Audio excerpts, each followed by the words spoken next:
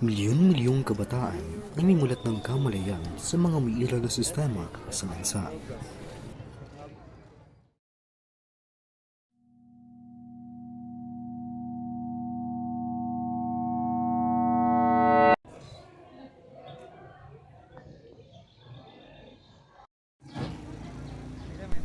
Kasabay ng pagbabago sa pamunuan ng gobyerno, ang pagpapatupad ng mga reformang sinusunod, hindi lamang ng mga kawani, kundi pati na rin ng mga ordinaryong mamamayan.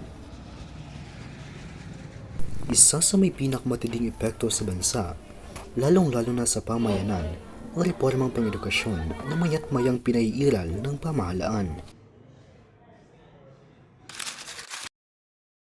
2012 to 2013 nang sinimula ng K-12 o ang Kinder Plus Grade 1 to Grade 12 kung saan ang dating first hanggang 4th year high school ay pinilitan o tinawag ng Grade 7, 8, 9, 10 at ang dating 4 na taon sa high school ay dinagdagan ng 2 pang taon, ang Grade 11 at 12 kung kaya 6 na taon na ang ilalagi ng mga mag-aaral sa antas sa sekundarya.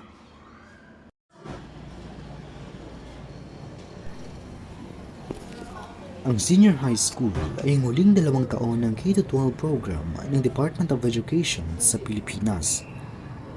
Layunin nitong ihanda ang mga mag-aaral sa kolehiyo, negosyo o pagtatrabaho sa pamamagitan ng mga espesyalisadong track at strands.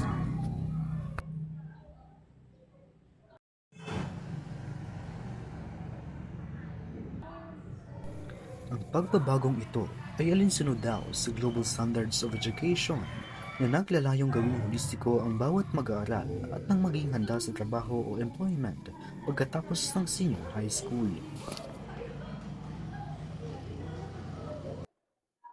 Para sa'yo, maganda bang makapagtapos sa senior high school?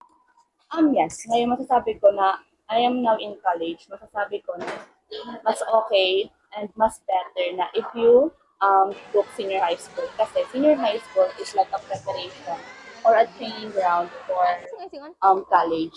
Kasi sa college, parang ang mangyayari na lang is papahapyawan na lang yung mga basic concepts. But if you took senior high school, at dun talaga parang ma-mold kung ano talaga yung gusto mo makuha in the college. Sa ngayon, pinapakilala ng Department of Education ang Strengthened Senior High School Program na bahagi ng mas malawak na reforma sa ilalim ng pamumuno ng dapat Secretary Sonny Angara upang tiyakin ang employability ng mga nasabagtapos sa senior high school. Ang nasabing programa ay sinimula na ngayong taong panuruan 2025 to 2026 at ipatutupad ang full rollout sa school year 2026 to 2027. Ibig sabihin, ito na ang iiral na patakalang pang-edukasyon sa senior high sa susunod na school year. Ang bagong curriculum ay naglalayong pataasin ang kahandaan ng mga mag-aaral sa trabaho, entrepreneurship o kolehiyo sa pamamagitan ng mas maraming electives, mas malalim na kasanayan at mas mahigpit na ugnayan sa industriya. Narito ang mahalagang detalye ng Strengthened Senior High School Program.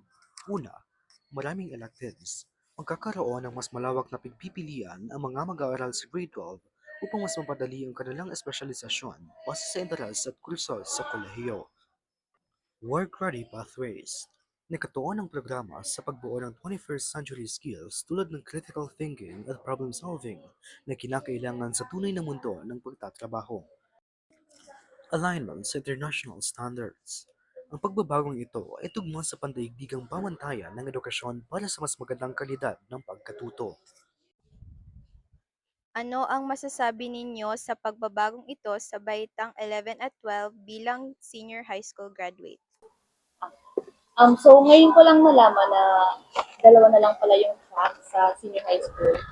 Before, madami pa siyang track. So parang ang mas kinagandahan nun is parang nakafocus kung talagang saan yung gusto ng bata. I mean, if for STEM, sa mga nursing, ganyan, focus sila doon. Ngayon naman, I think may reason naman kung bakit nangyari yung ganito. I think di naman yan ginawa if walang pinagpasehan or something. So I think magiging better naman yung magiging resulta or I think mas matututo naman yung mga student sa ganitong system.